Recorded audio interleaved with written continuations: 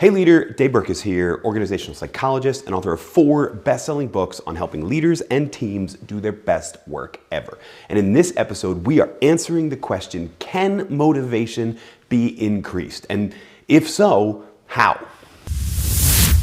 In the modern economy, in the knowledge work or creative work economy, motivation is a tricky thing.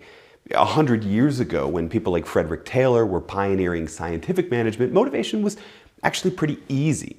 The idea was you switch people from an hourly rate to a piece rate system to do a set of repetitive tasks, and then you incentivize them and pay them based on how many tasks they're doing. That's what a piece rate system is. And in doing so, you motivate them to work a whole lot harder. And there's actually a decent amount of research that incentives like that can work to increase motivation when there's a really clear path. But a number of decades ago, that idea applied to a knowledge work or a creative problem-solving situation started to fall apart. Now, that research and the beginning of the end for incentive compensation in knowledge work was conducted by 2 men, Richard Ryan and Edward Deci, and a whole lot of research assistants, obviously. And what they pioneered was what came to be known as self-determination theory. And you might have heard about self-determination theory in the past. Self-determination theory essentially argued that people are motivated when they can determine for themselves what they're going to work on, how they're going to work on, what the meaningfulness of those goals are, etc. In other words, Deci and Ryan and many other pioneers in this field of research argued that incentives could actually decrease motivation, and especially could decrease creative problem solving that generates more value in a knowledge work scenario, because incentives take away that sense of autonomy, that sense of the ability to determine for oneself. But all is not lost. Self-determination theory outlined a number of things that you could do to a job or that you could do as the leader of a team that would increase the motivation on your team. So in this episode, we're going to talk about those 3 things: autonomy, competence, and relatedness. We're going to take each one in turn, define it, and give you some ways that you can leverage that tool to create more motivation on your team. Let's get started. So the first element, autonomy, is one you've probably heard a bit more about. I mean, autonomy is actually something that in the last year or so, many organizations have been forced to give their people more of. It's hard to micromanage people when they're working from home. I didn't say impossible. There's still a lot of people attempting it. But what autonomy means is that you're giving people a say in how they do their work, when they do their work. You're co-creating objectives with them and then letting them decide the best way to achieve those objectives. Autonomy comes in a number of different forms. It could be in that mutually beneficial objective setting. It could also be in giving people more freedom over where they work. Are you a work from anywhere workplace? Are you a place that expects people to be there from 8 to 5 on a certain set of days? Autonomy also means how much are you incorporating people in decisions? Do they feel like as a team they all control what we focus on as a team, or do they feel like as a team they just do what you, their leader, says? There's a number of different ways that you can grow autonomy, but one of the best ways to judge whether or not you have autonomy is to pay attention to how many times you are asking people how to accomplish something versus how many times you're giving people advice on how to accomplish something. You might be thinking you're doing them a favor by giving them advice and saying, if you do it this way, it'll work better. But what you're actually doing is sending a subtle message that your way is the best way. And it might be true that your way is the best way, but we want them to discover that on their own so that they feel like they still have that sense of autonomy as they learn more about themselves and how to be more effective. Now, the second piece, competence, is related to that learning piece that we just talked about. You see, competence speaks to our natural human desire to be learners, our natural desire to be growing, to be feeling like we're making progress. Progress in our career, progress towards a set of objectives, working for a team or a company that's making progress. Competence speaks to all of those things.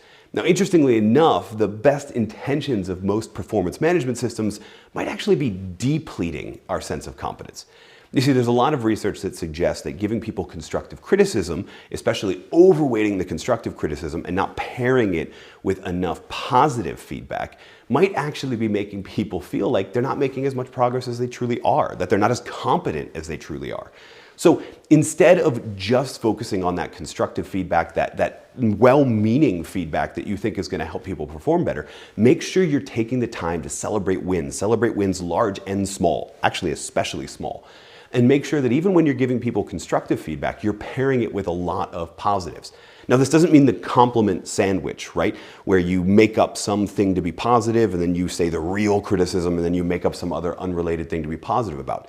This means that when you're giving someone advice for how to get better, make sure you're framing it in the context of you've already come so far. Look how far we've come as a team or how far you've grown in your career. But if we want to go to the next level, then maybe we need to make these tweaks.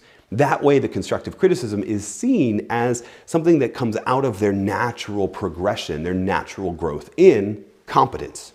And the last piece, relatedness, is probably the most overlooked in organizations. We're only really scratching the surface on how much a feeling of connection to each other, a feeling of connection to stakeholders or the whole world really helps to motivate people. We are much more motivated to take actions when they're seen as pro-social, when they're seen as being able to help other people. Only, of course, if we feel connected to those people.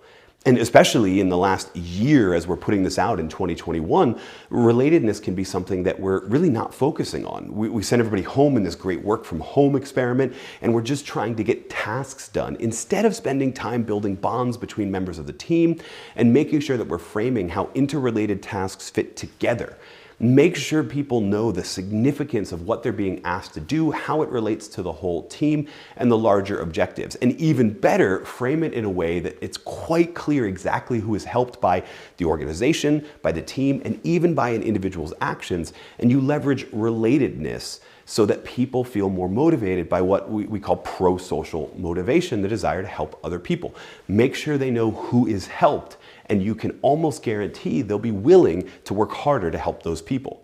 Now, you take these three in turn, autonomy, competence, and relatedness, and according to self-determination theory, you have a foundation to turn almost any job into a motivating one.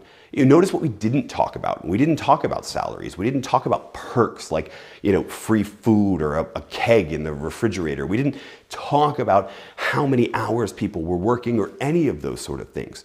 Because as Deci and Ryan laid the foundation for, we know from self-determination theory that when people have the ability to determine what environment they want to work for themselves in, and when they have the ability to see how their work grows them as an individual and how their work progresses not only their career, but the entire team and the entire company, and when they know the who in that team and a company, they can't help but be motivated. But unfortunately, it's a multi-billion-dollar industry focusing on those wrong things, focusing on tweaking and making the perfect incentive compensation system, focusing on making the perfect environment to work in, even though now most people aren't even working in their offices, at least in the short term. And that's not to say those things aren't well-meaning, but we've known for decades now that if we want to increase motivation, the place we should start is with autonomy, competence, and relatedness. So as a leader of your team, start there. Hey, thanks so much for watching this video. If you liked it, make sure you're subscribed to the channel. And if you really liked it and you want to go deeper, then check out the resources we have for you and your team at davidburkus.com/resources. Guaranteed there's something in there that'll help you do your best work ever.